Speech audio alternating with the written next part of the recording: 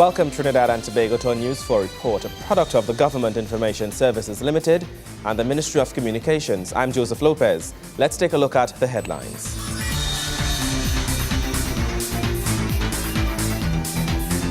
Scholarships to pursue studies in environmental health at COSTAT.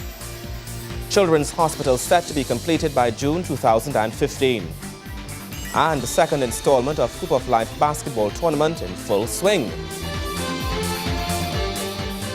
In our top story, employees at the various regional corporations and local government ministry were awarded with scholarships to pursue studies in environmental health at COSTAT. Local Government Minister Dr. the Honorable Surajratan Rambachan says the degree will increase the personnel needed to supplement the public health sector at the local government level. 50 employees within the local government ministry received scholarships to pursue an associate degree in environmental health. The aim is to supplement the local government sector and its regional corporations by increasing the number of qualified public health inspectors. As a result, both the Ministries of Local Government and Tertiary Education and Skills Training partnered for the creation of the degree. Local Government Minister Dr. Surajratan Rambachan says this training will provide personnel for the creation of new posts at all the regional corporations, which will aid with the capacity building of services offered at this level. This program is well timed and well placed in terms of development over the next 2 years and 16 weeks, as you said, which will be in the classroom. The capacity building in local government is taking place at 3 levels: the professional level, the technical level, and the administrative level. And I see your role in all of this as bridging both professional and technical levels. A number of issues that plague local government and consume time can be effectively dealt with in a neighborly atmosphere if you were to have people who are trained in alternative dispute resolution and bring those warring factions, as it were, to the table at the Ministry of Local Government or at the regional corporations. See, local government is much more than we think it is. Local government is about how people engage in the development and preservation of their communities. And development means not just infrastructural development, but development also talks about relationships in the community. Formulating the degree took into consideration the needs of the health sector as well as international standards, as personnel from PAHO and CARICOM contributed to its course details. Chair of the degree at COSTAT, Albert Scare, says the course will enable students to enhance their career in the field. It is a combination of technical subject matters and general education as core disciplines. It covers a period of 2 years and 1 semester, a semester being 16 weeks. It is instructive to note that the competencies which are included in the curriculum provided enable you to face the job market with confidence and prepare you for direct employment in the discipline which you have chosen. That is public health. From a Caribbean perspective, this program has also been implemented throughout the Caribbean, and the associate degree has been adopted by countries throughout the world. We have embarked also on a Bachelor of Science degree in environmental health. Tertiary Education Minister Fazal Karim congratulated the students on a step forward in improving themselves. You are now pursuing an associate degree in environmental health, 2-year program at COSTAT. And that must never ever be a terminal learning. You will learn while you earn, and you will earn while you learn. So, this must not end. Do not stay after 2 years, return to your place of work, and feel that that's the end of it. You must continue. Students enrolled in the program expressed their delight in the offer of the scholarship and how they believe the degree will make an impact on the public health sector. It was an opportunity for us to improve really on our standard of life being clerks. We could have a promotion possible, and we're grateful for the opportunity, and I chose this area because actually it's for improvement for us, and we could also make others aware of the impact of environmental issues that would assist us in our daily lives in preventing certain things in improving the quality of living. We could educate others. Working in the Ministry of Local Government for so many years, also I've worked in the health department. I have seen the need for us to have more health officers out in the public dealing with a lot of matters. At present, we are understaffed with public health inspectors. I expect to learn the more important values when it comes to health within our country. The health sector in our country needs to be revised. We also need to be working in a more professional manner. And I think that this scholarship is a way for us to be more professional within that field. The associate degree is offered at both the City campus located at Bratton Hall and San Fernando campus situated on Sutton Street. 69 credits are allotted to the course and will be covered over a 2-year period. Kimberly Ram-Calawan, News 4. The Ministry of Energy and Energy Affairs is pleased with the intervention of authorities to clamp down on the illegal export of subsidized diesel. The ministry released a statement following the recent raid on Sealots, which foiled a major illegal diesel export operation. There has been a 14% reduction in the sale of subsidized diesel, which represents a reduction of some 88 million litres in diesel in 1 year. These figures were released by the Ministry of Energy and Energy Affairs, which states the data was derived from a comparison of fiscal 2011 to fiscal 2012. The reduction is being attributed to the collective efforts over the past 2 years of the Ministry of Energy and Energy Affairs, the National Petroleum Marketing Company Limited, the Ministry of National Security, and other government agencies as they clamp down on the illegal trade and export of subsidized diesel. A media release following the raid at Sealots on June 22nd saw the Ministry of Energy and Energy Affairs commending the police and other government agencies that were involved in the exercise. Similar successful raids have been carried out in Claxton Bay, Matura, and Caricom Jetty. The ministry sought to remind persons that the penalties under the law for participating in this trade were increased in the Finance Act of 2012, which amended Section 17(1) of the Petroleum Production, Levy and Subsidy Act. The offence of exporting petroleum products or attempting to export petroleum products obtained from sales by retail also made a summary offence liable on summary conviction to a term of 5 years imprisonment and including fines ranging from $500,000 up to $6 million. Commenting on the matter, Minister of Energy and Energy Affairs, Senator the Honourable Kevin Ramnarine, says, quote, "As we move forward, we resolve to continue our efforts at bringing this hemorrhaging to an end as it constitutes an illegal loss of the country's assets," end quote. In 2012, the government subsidy on transport fuel was $4.4 billion. Of this, $2.3 billion, or 52%, is attributable to a subsidy on diesel. Nikolai Edwards, News 4. Children's Hospital coming June 2015. Stay with us.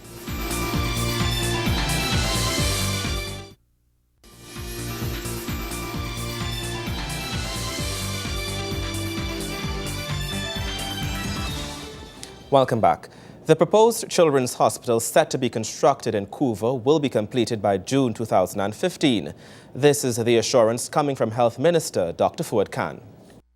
Dr. Khan gives this assurance while speaking at a recent Senate sitting in the Parliament at Tower D of the Waterfront Building in Port of Spain. Dr. Khan says the hospital is expected to be specifically outfitted to deal with not only children, but be a burn and trauma centre. We have 80 beds for the children's hospital, the children part of the hospital, and out of the 120 other beds would be split between burns, trauma, and also adult medicine and adult surgery. Burns, trauma, sorry? Adult medicine, adult surgery. It will also act as a teaching facility and will be built to provide the special care and teaching which children with special needs require. Minister Khan says he has been working alongside the Minister of Education to ensure the proposed hospital is adequately outfitted for this purpose. We are looking at diagnosis of those special needs children and also for special areas for them to be trained, as well as specialists in that speech therapy, occupational therapy, physiotherapy, all those therapies that we have geared towards children would be developed in that area. It is also being developed as a trauma center. I hate to use psychiatric trauma center, but for victims of abuse, which are children, we are going to have a dedicated area there for that system, separate and apart from St. Anne's, wherever it may be, because those children's centers need to be looked at. And I'm working together with the Minister of Gender and Youth Affairs to put a system down that is specifically designed for children for those illnesses. He reveals the hospital will cost an estimated $1.5 billion. $53,191,981.93, VAT inclusive, for access roads, bridges, works, placement of electricity and water lines and natural gas lines. 2. Construction and fit-out works at TT 1.003 billion, VAT exclusive, for design, construction, fit-out, external works, landscaping and handover. 3. Works to completion at $464,732,910.05, VAT inclusive, for project development, consultancy, duties and taxes, site development, project management fees, and miscellaneous expenses inclusive of security, insurance, and utilities. The total cost of the project estimated at $1,520,924,891.98.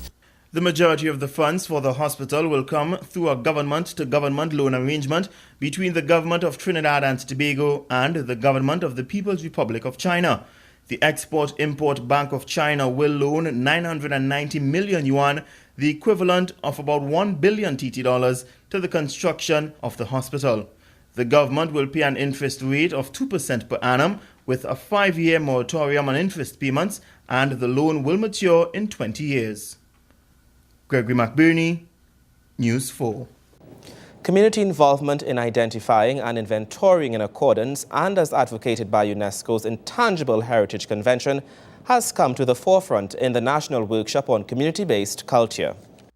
The need to safeguard culture across communities is coming to the fore as UNESCO hosts its convention for the safeguarding of the intangible cultural heritage on the national level.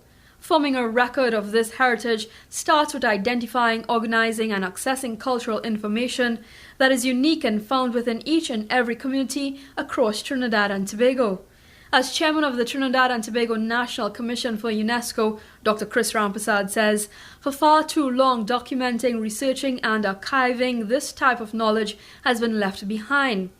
She says through mobilizing this effort, we can preserve a piece of history for generations to come. In this today, we are one step closer, I think, to safeguarding our intangible cultural heritage through the mechanisms and the provisions of the Intangible Cultural Heritage Convention, and you would hear that's often been referred to as the 2003 Convention, which of course is one of several conventions, UNESCO conventions, that are quasi-legal instruments promoted to capture and preserve and share the rich diversity of our lifestyles and cultures with each other and with other societies across the world in the goal to promote peace and understanding among our communities and between our societies. We who have been lamenting the loss of knowledge holders and very rapid loss without gaining and capturing their stock of knowledge to benefit future generations. And I draw attention to the recent death of Peter Harris, for instance,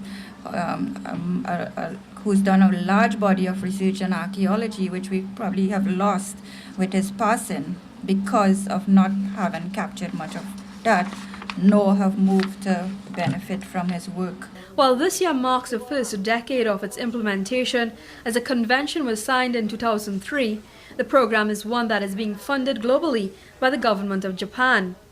Through this, UNESCO seeks to create a global awareness, understanding, and mutual respect of one another's culture.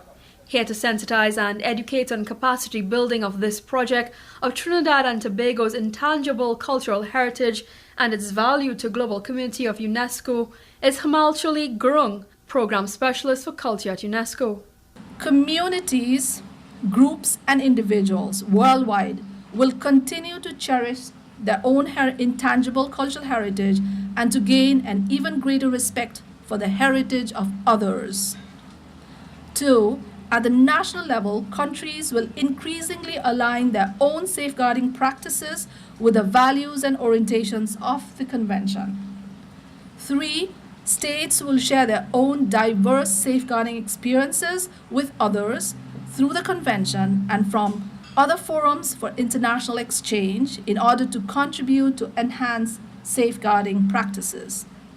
4. The international community and people worldwide will recognize the aim of the Convention and devote themselves to its effective implementation. One aspect of this was pointed out by Multiculturalism Minister Dr. Lincoln Douglas, who drew reference to the story of the Laja Bless as part of our folklore heritage, which is another tangible part of our culture passed on from generation to generation. As we moved from the country into Arima to live, and which was a lot brighter, and you realize that this was just a story. There was no truth to this at all. Well, we're not sure. I never get kicked, so I don't know. But we conclude that that was a story that it was just telling you to frighten you. But the story had a real purpose, right? And the purpose of the story was to teach boys that they should not pick up strange women on the side of the road. The value of these stories to our people and to our way of life and to our culture.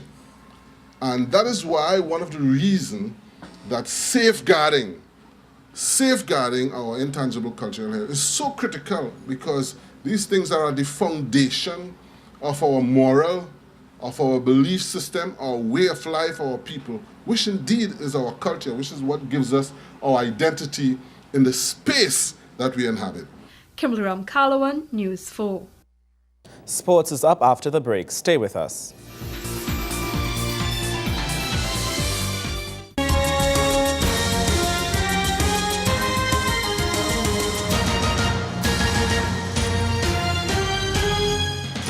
Thank you for staying with us. The second installment of the Community Building Initiative Hoop of Life basketball tournament is in full swing, with matches being contested nightly nationwide. Monday featured a huge Eastern clash between neighbors Arouca Black City and Arima Oilers. Wayne Cunningham tells us how that one turned out.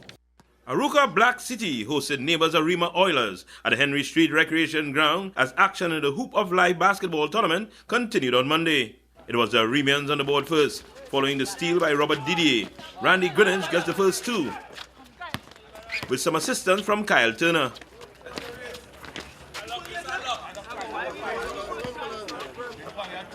The home team shrugged off that early bucket and took a slight lead as the first quarter progressed.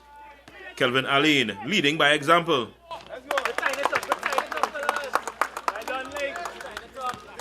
Ryan Spencer was looking real pretty here with a spin move, but Greenwich put an end to all that niceness. But Arouca still managed to hold on to the slimmest of leads at the end of the first. That lead was immediately erased at the start of the second. Khaled Arundel taking care of that with a turnaround jumper. Greenwich keeping his team's nose in front with a dunk following the steal. But it stayed close throughout the period, and it was all tied up when the halftime sounded. Some quick scores at the top of the third by Arima looked ominous.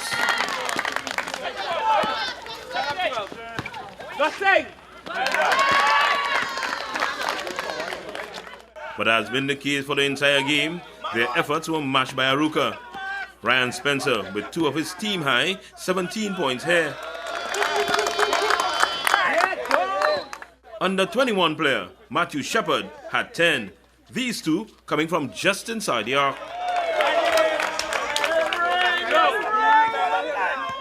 Nicholas Medina starting and finishing this play for Arima, which contributed to his tally of 14. Kareem Davis putting his body on the line for part of his 16 points. as his team trailed by 1 going into the final period. The men from the Eastern Borough upped the tempo.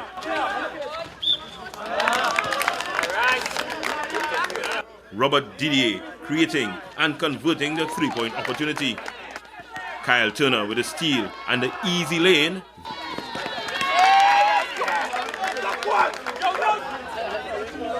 Then the 3 as he scored 12. The only thing which slowed Arima's pace in the fourth quarter was this, as the ball needed a rest. It was all Arima after that, with Captain Randy Greenwich being the main man with a game-high 28 points.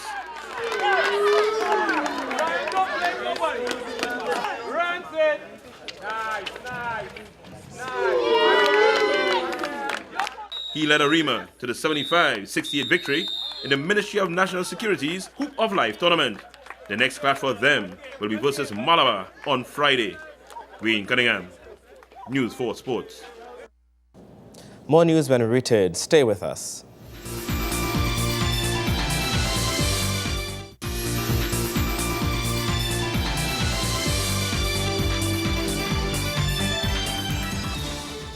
Welcome back. Minister of Justice, Senator the Honourable Chrislyn Moore, is urging Tobagonian students to challenge themselves. She makes the plea while addressing the 2013 graduating class of her alma mater, Bishop's High School in Tobago. Your biggest competitor is yourself. Strive always to do better than you did yesterday. Compete against yourself every day. Set ever higher standards for the mind to reach. Senator Moore, a Tobago girl herself, delivered an inspirational speech to the Bishop's students at their graduation. The Justice Minister, although unable to physically attend, ensured she was able to address the students from her office in Trinidad using television and internet technology. During her motivational talk with the students, the former Bishop's High School student tells the future leaders not to fear challenges, but embrace them, as success will surely follow. Reminding them that O-levels is just the beginning, Minister Moore says mental strength and an open mind is necessary for success. If you're groomed to believe that you have arrived when you attain O-levels, then you will stop striving after that goal is attained. The mind, like the body, needs to be tricked into enduring, needs to be fooled into staying the course. It needs a superlative challenge that allows successes to be delivered with constancy, even when the goal is far away. Start tricking your mind. Start imagining your limitless potential unfettered by the experience of your parents, your teachers, your community, or your island. Minister Moore says it is time Tobagonians take their place in the annals of history. In the future that you dream, make sure you lead. Bishops since 1925 has produced quiet leaders who every now and again make a small noise that causes the community to stop and stare. But many more of us are needed, and we need to make louder noises. Not because we're vain, but because we are overjoyed at the path that we have chosen, at the blessings we have received, at the rewards that our training, labor, and imagination has bestowed. My wish for you, class of 2013, is to accept the challenge to lead. To not be content to lead in your school or your church or your choir or your island, but to aspire to world leadership, to find yourselves in the corridors of power and influence all over the globe, because you can imagine it. Gregory McBurney, News 4. And that story brings us to the end of our News 4 report, a product of the Government Information Services Limited and the Ministry of Communications. I'm Joseph Lopez. Thank you for watching.